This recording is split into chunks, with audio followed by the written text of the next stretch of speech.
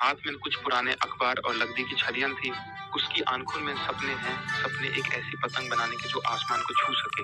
उसके पास पैसे नहीं थे, पर उसके पास था ढेर सारा हौसला और विश्वास। राजू ने तय किया कि वो अपने हाथों से पतंग बनाएगा। उसने अपनी माँ से दिया हुआ पुराना धागा उठाया और अपनी कल्पना शक्ति को जागरूक करते हुए पतंग बनाने लगा। उसकी माँ उसके पास आई और प्यार भरी नजरों से देखती हुई बोली, बेटा, मेहनत करने से सब कुछ संभव है।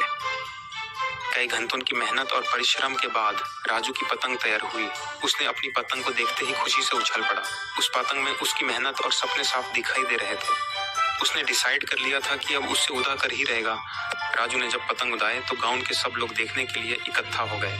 पतंग हवा में उछली और धीरे धीरे आसमान की ऊंचाइयों को छू लिया। सब लोग वाह वाह करने लगे। राजू के लिए यह जीत उसके हौसले का प्रतीक थी। सबने उसकी तारीफ की और राजू समझ गया, मेहनत और लगन से कुछ भी संभव है। उस दिन राजू को यह समझ आया कि अगर उसमें विश्वास और मेहनत करने का जुनून है तो वो कुछ भी पा सकता है। उसने खुद से वादा किया कि वो कभी हार नहीं मानेगा। राजू ने उस शाम अपनी पतंग को आसमान में उछलते हुए देखा और मुस्कुराया।